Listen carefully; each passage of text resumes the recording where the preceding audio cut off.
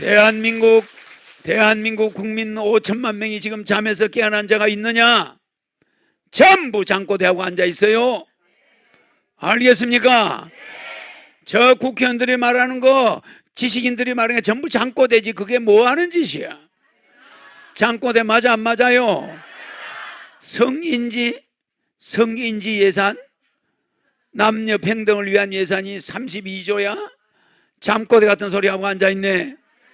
맞아 안 맞아요? 조선일보 어디 뭐야 SBS에서 그거 틀어봐. 우리 정치 읽기 틀어봐 좀. 어제 내 유튜브에 올렸더라. 그거 우리 박 부장이, 박 실장이 올려봐. 여러분 잠에서 깨어나는 게 뭔지 알겠죠? 이 세상은 조율해야 된다. 그 우리 정치 읽기 그 사람은 우파인데 허경영을 굉장히 띄워줘. 그 사람은 누가 아무리 사도 대통령은 허경영이다 이렇게 이야기하죠. 그 사람은 자기는 말이야 우리 공화당을 지지하는데 대통령은 하늘이 허경영을 내리보내놨다 이렇게 이야기하죠. 국회의원은 허경영이가 뭐 그림 어느 정도는 붙지만은 자기가 볼 때 150명이 되느냐 그건 궁금한데 대통령은 틀림없다 이렇게 이야기하죠. 그 사람이요 일종의 내한테 엄청난 복을 짓고 있어. 내가 SBS하고 대화한 걸 자막까지 넣어가지고 유튜브에 올려놨어. 그거 얼마나 대단해. 제목도 국가경영 허경영. 어젯밤 2시에 이상숙 씨가 보내줬어 나한테. 난 모르고 있었지. 그러니까 저런 사람은 잠에서 잠들지 않는 사람이야. 항상 잠에서 깨어 있어. 맞죠? 자, 여러분 맨날 잠자고 있어. 잠꼬대하고 있는 거야. 잠에서 깨어 있어야 돼요. 좀 키워봐. 이 밑에 자막 넣어놨죠? 2020년 2월 14일 SBS 방송사 요청으로 기자회견이 열렸습니다. 대표님, 뭐 제가 질문 좀 먼저 드렸습니다만, 여기 SBS 나오죠? 이번 총선 국민혁명 배당금당의 기세가 아주 거센데요. 국가혁명 배당금당이요. 그 당선을 노리는 지역구 그리고 의석수 여러 번 말씀하셨습니다만 대략 어느 정도인지 총선 전략과 함께 좀 말씀해 주십시오. 우리는 당선 노리는 게 이제 151명. 네네. 그러니까 기성 정치권에 이제 판도를 한번 선거를 통해서 바꿔보려고 그러죠. 그러니까 국회 의석은 151석. 네. 그러니까 국회에서 이제 대통령 되기 전에 국회에서 이제 국민배당금 150만 원씩 주고 151석이 되면 바로 국회에서 양적 완화를 결의해가지고 2,000조를 한국은행에서 찍어서 1,500조의 가계부채를 적시 금년중으로 갚아준다. 한 세대당 5억씩. 그러면 금년 그게 인세 들어가면 금년 중에 돈이 나오거든. 그러면 미리 은행과 협의해서 부채를 전부 5억까지는 개인들이 원하는 부채를 5억까지는 다 탕감해 줘 버리고 화폐가 찍히면 그때 돈을 은행에 넣어주면 되니까 국회에서 부채 탕감법을 통과시켜 버리면 바로 2,000조를 찍어서 우리나라 사람들의 빚은 형제지간이든 부자지간이든 웬만한 빚은 100% 정리가 될 걸로. 5억까지. 그리고 아버지가 시골에서 5억 빚이 있고 아들이 서울에서 사업하다가 5억 빚이 있어도 10억을 갚아줄 수가 있고 5형제가 있으면은 아버지 빚 5억 갚아주고 5형제가 각각 5억씩 빚이 있다면 25억을 갚아주는 거죠. 각 세대가 다르니까 이런 기회는 우리나라 생긴 이래 처음이에요. 물론 아들이 하나뿐이면 아버지 5억, 자식 5억. 나는 빚 없는 사람이 거의 없다고 생각해요. 그런데 사람들이 왜 빚을 갚아주냐? 아파트가 엄연히 있는데 아파트가 있어도 국가에서는 그 담보 안 잡는다 이거예요. 그냥 갚아줘. 그냥 살게 해주는 거야. 쾌감이네요. 원금 갚을 이유가 없어. 네네. 국가에서 그동안 국민 배당금을 안 줬기 때문에 그렇게 피해를 본 사람은 탕감 조치해 주는 거예요. 무슨 이해가죠? 네네네. 그러면 이 사람들이 이래요. 나는 빚을 안 지고 아파트를 샀고 저 사람 빚을 지고 샀는데 저 사람 빚 다 갚아줘버리면 나는 그만큼 상대적으로 손해가 아니냐 이런 말을 하는데 네. 우리 몸이 뇌혈관이 하나 막히면 다른 데가 다 뚫려 있어도 죽게 돼요.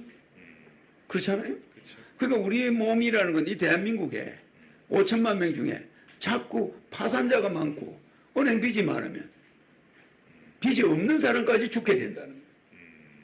대한민국을 하나의 인체로 볼 때 왜 그걸 몰라요? 여러 사람이 부채가 많고 40대 가장들의 자살률이 세계 1위야.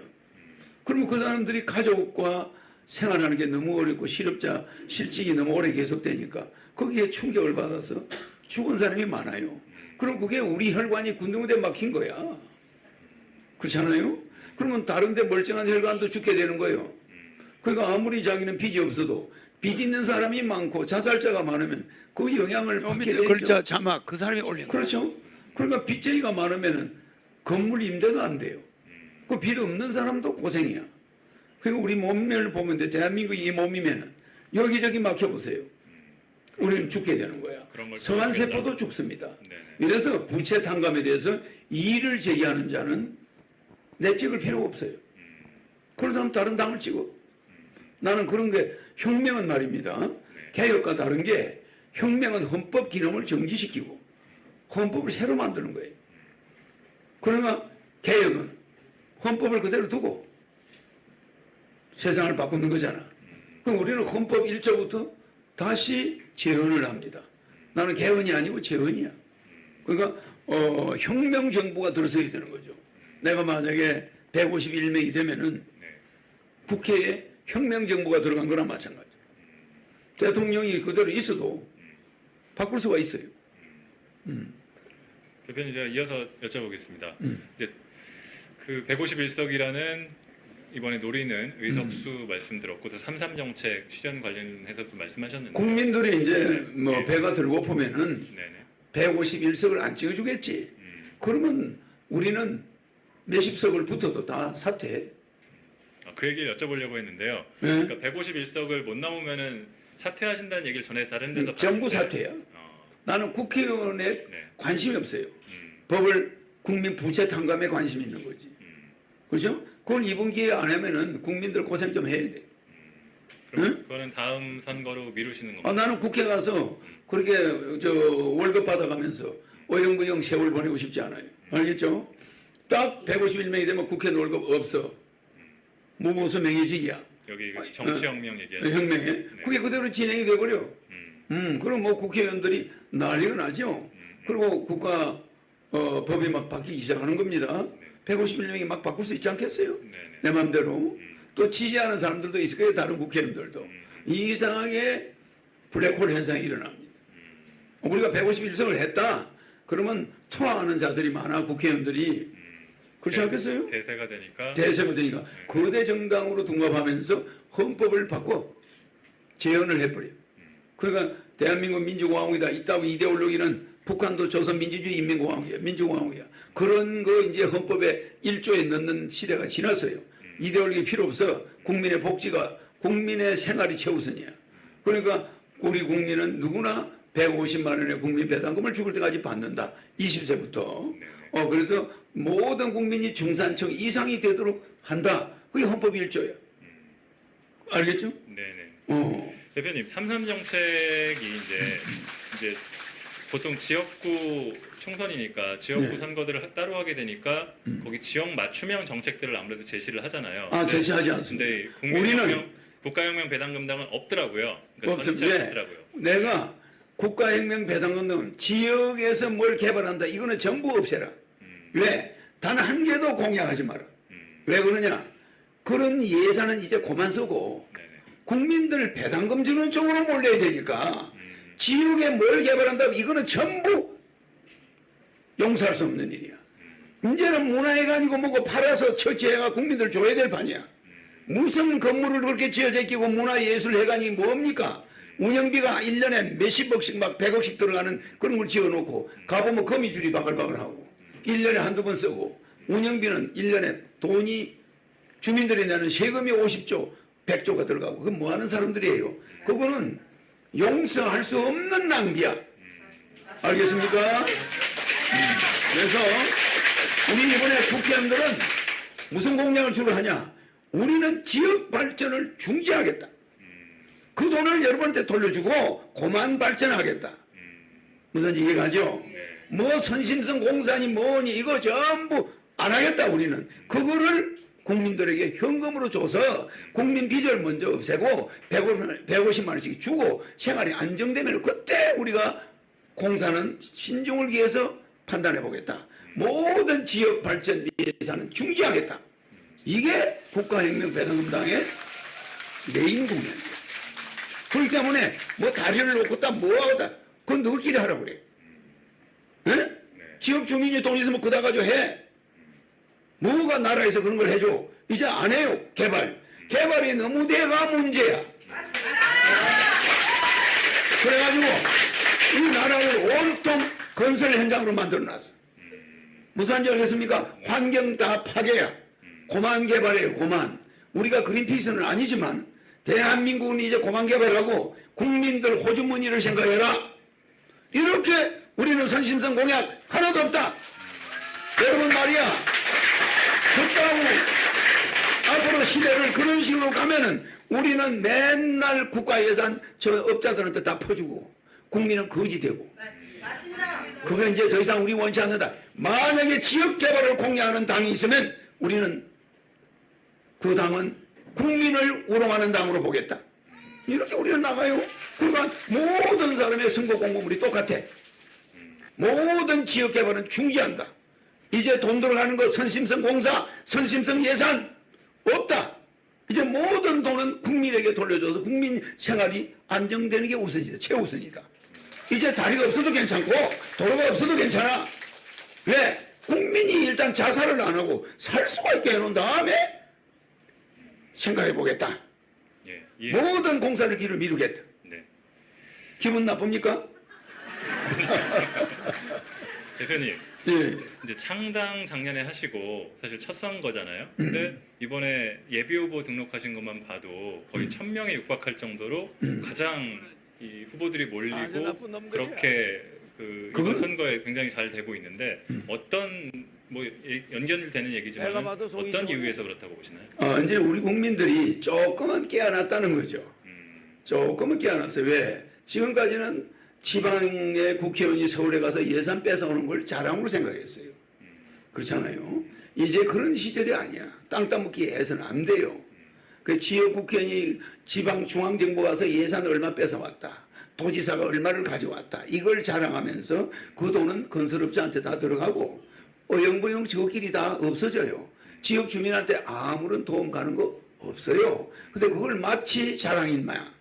선거 공약으로 내세우고 지역 개발을 조장하고 환경 파괴를 조장한 사람들이 많아요.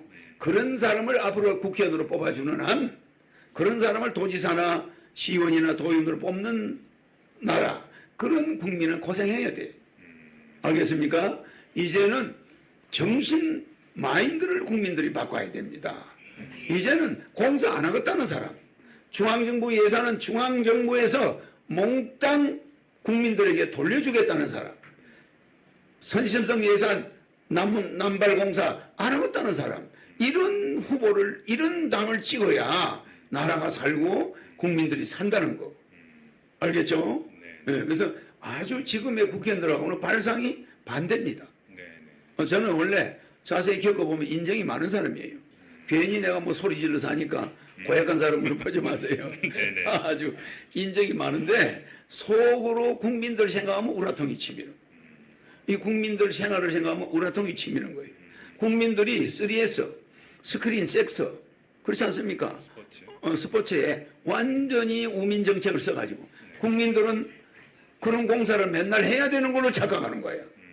그러면 예산을 세금을 많이 내가지고 공사를 많이 해야 되는 줄 알아. 그거는 정치인들 배불려 주는 거예요. 그거는 정권 자본자들 배불려 주는 건데 그게 마치 그렇게 해야 되는 걸로 세뇌가 돼 있어. 이제 절대 그렇지 않습니다. 네. 이제 공사든 뭐든 국민이 먼저 있고 그 다음 공사를 해야지. 국민은 다 주고 가는데 무슨 공사야. 그렇지 않습니까? 그래서 한 푼이라도 전략하자.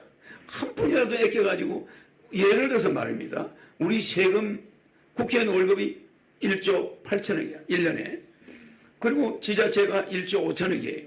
그 다음에 지자체 선거가 몇 년마다 한 번씩 하죠. 그게 1조 원이 들어가요. 그래서 국회의원과 지자체 무보수 명의적으로 해버리면 돈이 얼마가 전략되냐. 5조가 전략돼. 국가 예산의 10%야. 재원 마련들. 재원이. 그런데 또 그것만 있는 게 아니에요. 성인지세. 성인지 예산이 뭔지 압니까? 성별인지 예산이에요. 남녀 평등을 위해서 써야진 예산이 연간 32조야. 32조가 남녀 평등을 위해서 쓰는 예산이야. 이게 용서할 수 있습니까? 32조를 어디 썼는가 파악해 봤더니 각 부처별로 2천억, 3천억, 1,500억 다 찢어발려가 가져가. 그래가 성평등을 위해서 썼대. 아, 참. 국방 예산과 맞먹어요. 국방 예산이 40조인데 남녀 성평등을 위해서 32조 9천억을 써야 됩니까? 2020년 지금 예산 책정, 금년에 책정한 예산이 32조예요. 작년이 31조고. 그러면 이 성평등을 위해서 쓰는 예산이.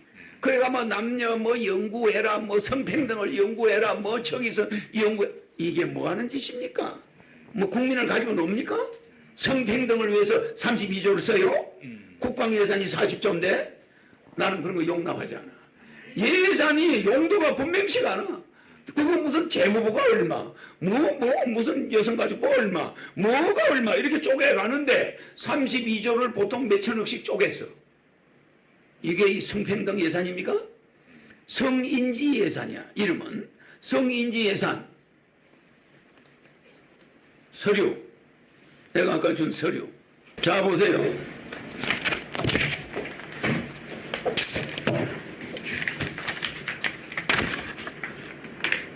(2020년) 성인지 예산이 31조 7,963억 책정됐어. 그런데 이걸 여러 개 부처가 몇천억씩 쪼개서 가져가. 그럼 어디다 썼느냐? 연구비, 남녀 평등 연구비. 참말로 이거는 용서할 수가 없습니다. 이 31조 7,963억 금년에 결정된 게, 내가 이 전체 예산 쓰는 것을 다 조사를 했는데 정확하게 줄일 수 있는 금액이 300조야. 국가 예산의 60%. 300조는 이스나마나 하는 예산을 쓰고 앉아 있는 거예요. 아니 이거 보세요. 국방비가 40조인데 성별 평등을 위해서 32조를 써요. 그리 다른 예산은 말할 거 없어요. 다 이거 조사해놨어요. 내가. 문제가 있죠. 정말 문제입니다. 이거 각 부처는 뭐 하는 데냐. 그저 회식하고 예산 날리고 교수들 찾아다니면서 야 얼마 청구해라, 너 얼마 청구해라, 너 연구비. 그래 알고 봤더니 교수 연구회가 하도 많아 전국에. 그 연구들 가보면 직원 하나도 안 앉아 있어. 그런데 신청할 때, 정부에 신청할 때는 연구비 몇억 몇십억 이게 올라가는 거야. 사무실 가보면 사람 없어. 그게 대한민국입니다. 이어서 질문할게요. 그 예비후보자, 아주 그냥 화딱지 나서 내가. 예비후보자 뭐 보도들이 좀 몇 개 나고 그랬는데요. 이제 워낙 많이 예비후보자 등록을 하다 보니까 일부 전과에 있는 분들이 많이 계시고 또 뭐 전과 중에서 좀 안 좋은 전과도 있다.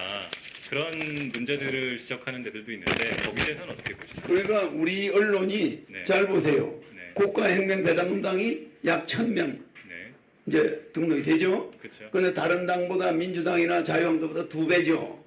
맨 위에 있는 게 국가혁명배당금당이고 요 밑에 있는 게 범죄율입니다. 네. 그 우리 범죄율은 24%. 근데 다른 더불어민주당은 35% 범죄율이. 자, 자유한국당은 31%. 자, 정의당은, 민중당은 64%. 알겠죠? 정의당은 48%. 절반이 범죄자들이야. 그럼 우리는 20몇 프로야. 범죄율이 제일 적고 교통사고로 과실치사한 사람을 살인범이라고 그걸 보도라고 합니까? 무슨 말인지 이해가죠? 네. 우리 범죄율이 이렇게 낮다는 거 범죄율 낮은 거 1위야. 근데 왜 우리 사람이 교통사고로 벌금 200만 원 나온 사람 살인이 아니라 과실치사 그걸 왜 살인이라고 합니까? 그 자체가 오보야.